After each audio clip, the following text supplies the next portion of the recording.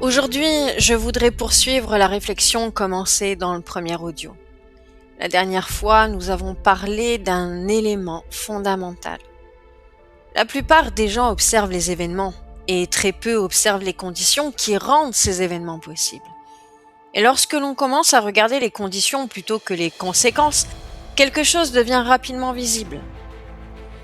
C'est qu'une structure stable résiste, alors qu'une structure affaiblie devient influençable. Ces deux phrases paraissent simples. Pourtant, ça décrit une mécanique que l'on retrouve absolument partout.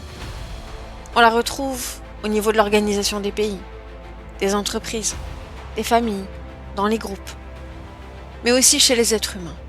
Prenons un instant pour observer cela. Imaginons une structure parfaitement cohérente. Chaque élément est à sa place, les fonctions sont organisées, les repères sont clairs, l'énergie circule et les décisions peuvent être prises, car la structure possède une forme de stabilité. Cela ne signifie pas qu'elle est parfaite, cela signifie simplement qu'elle tient.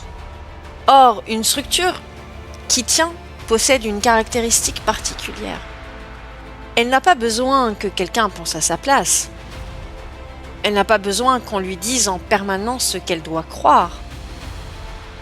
Elle n'a pas besoin d'une intervention extérieure constante pour fonctionner.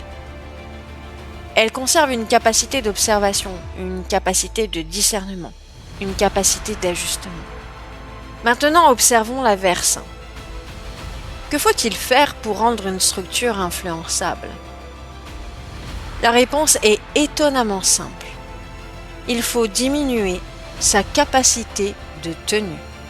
Pour cela, il n'est pas nécessaire de l'attaquer frontalement.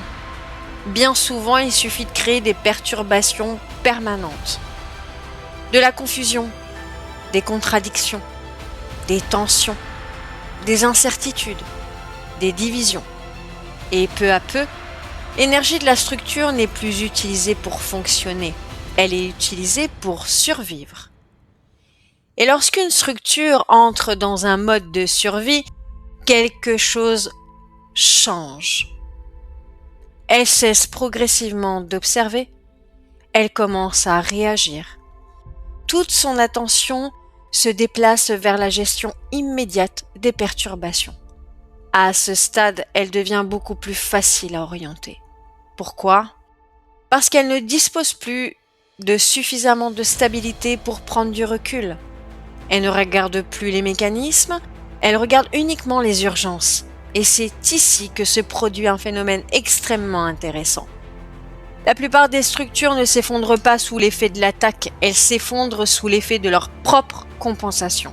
Lorsqu'un système n'arrive plus à tenir naturellement, il cherche des solutions rapides, des béquilles, des raccourcis, des mécanismes de remplacement. Et ces compensations apportent souvent un soulagement temporaire, mais elles augmentent progressivement la dépendance. Et plus une structure dépend d'éléments extérieurs pour fonctionner, plus elle perd sa souveraineté. Cette logique existe à toutes les échelles. Un pays peut perdre sa souveraineté, une entreprise peut perdre sa souveraineté, une famille, un individu peuvent perdre leur souveraineté. Le mécanisme reste le même, d'abord la perturbation, puis la désorganisation, la compensation, puis la dépendance, et ainsi l'influence et le contrôle. Et la plupart du temps, ce processus est suffisamment progressif pour passer inaperçu. La structure croit encore fonctionner normalement, elle croit encore décider et choisir, mais ses choix sont de plus en plus déterminés par les perturbations qu'elle tente de gérer. C'est pourquoi la véritable question n'est jamais qui contrôle. La véritable question est qu'est-ce qui a rendu ce contrôle possible ? Car aucune influence durable n'est possible sur une structure réellement stable. Aucune manipulation durable n'est possible sur une structure qui tient son axe, qui conserve sa capacité d'observer. Aucune prise de contrôle durable n'est possible sur ce genre de structure. Et c'est probablement là que commence la souveraineté. Non pas dans la lutte contre l'extérieur, mais dans la capacité à maintenir sa cohérence malgré les perturbations. car une structure qui tient devient difficile à détourner, et une structure qui observe devient difficile à gouverner contre elle-même.